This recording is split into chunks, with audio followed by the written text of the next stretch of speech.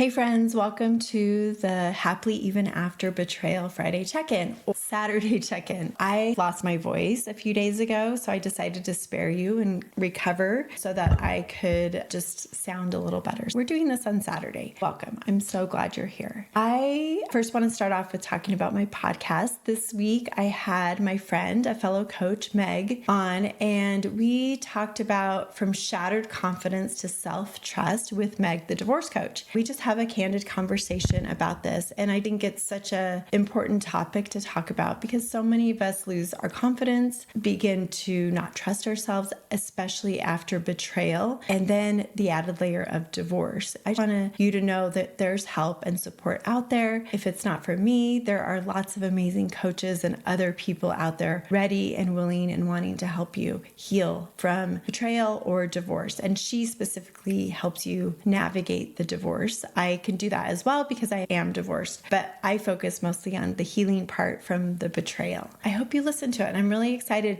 This was my 199th episode. We had a little issue with our releases of my episodes. I actually record several episodes, so I'm already recording into April. 2 of them got dropped. The 200th one is supposed to be on Monday, and that's a really great one as well. I love for people to do is leave me a review if you like and listen to my podcast so that other people experiencing betrayal can easily find it. So if you can do that, I would love that, and I'd totally appreciate it. Now for news in the world, and the one betrayal story that I came up with was Bill and Melinda Gates are back in the news, and they had been married for years, I think over 25 years. I can't remember exactly, but they're divorced. They've been divorced for a minute because of the Epstein files, and Bill Gates' name is in the Epstein files. He had to come out and make another statement, and then he admitted to having 2 more affairs with some Russian women. And what I believe, especially with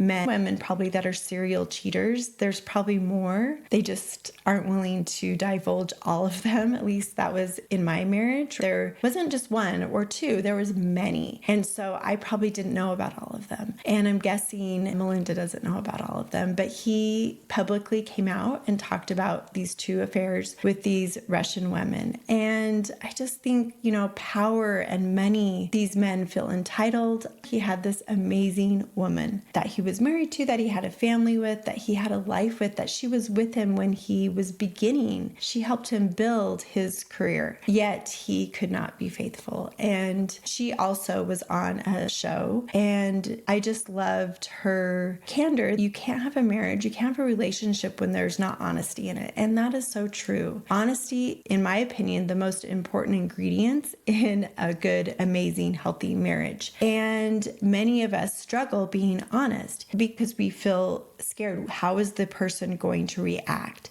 And so building the muscle of telling the truth no matter what is a really good muscle to start practice building. If you tend to skew the truth or just say a half truth, that would be something wonderful and amazing to work on, especially if you want a stronger marriage. And if you're like, but Jennifer, my spouse is the one that's lying. Okay, but I bet part of you doesn't say the whole truth. I love the idea of saying the whole truth, even of how you're feeling or what you're experiencing. I love you, and I can't have you treating me like this, or whatever the whole truth looks like. It's a tool that I think is very helpful in healing as well as just life in general. I love my spouse, and I'm going to love me more, and so I'm going to leave my marriage or whatever. There could be many ways to use this tool, but I think honesty is so important, and that's something that they didn't have. They had billions, all the money in the world, yet they couldn't be honest. Bill couldn't be honest. And I don't know about Melinda, but I'm guessing that's painful, and that eventually erodes a marriage and leads to divorce oftentimes, or leads to living roommate status or being miserable.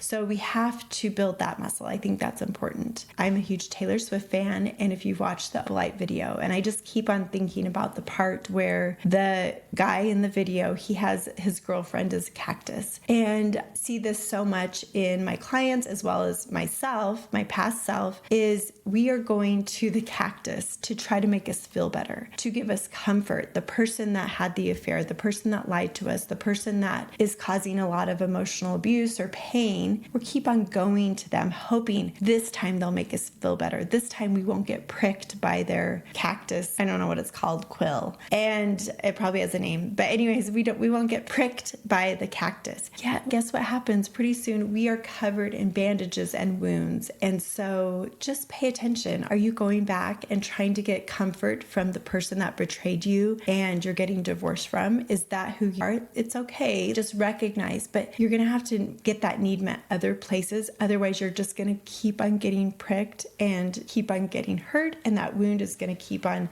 staying opened. And I want you to heal, and you totally can. The next thing is my community moment. Remember our bingo card. I have a February bingo card. Today's the last day to turn it in. Now, I know a lot of you downloaded it. So if you did, just send it to me, even if you only did 4 things on it. I just want to see people trying new things to help them heal. So send it to me and I'll put you in the drawing to win a free coaching session. So regardless, you didn't have to finish all of it. It wasn't a test. It was just something to give you some little motivation. And Marches will be released tomorrow, and I'll release it for the first week of March. I'm debating about that. Maybe I'll just have them continuously. So even if it takes you doing the March bingo card 3 months, I still want you to continue practicing these little things, because the little things I'm giving you on the bingo card will help you heal. Healing isn't these grand gestures. Sometimes yes, but sometimes they're just these little shifts in your daily thought, in your daily activities that can really make a huge difference after doing them over and over again. That's why I'm doing that, and I want to help you. If you live in Utah,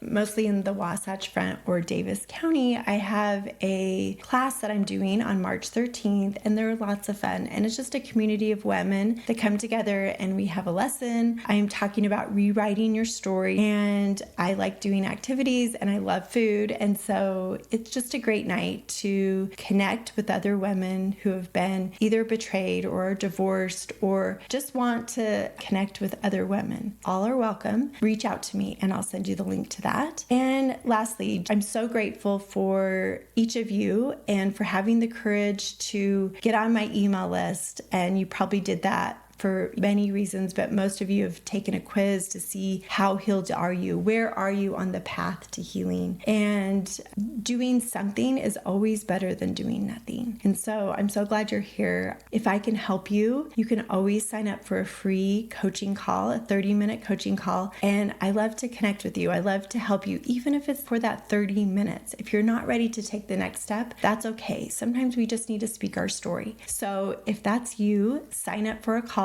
and I'll see you then. Have a beautiful day and weekend, and I will talk to you next Friday.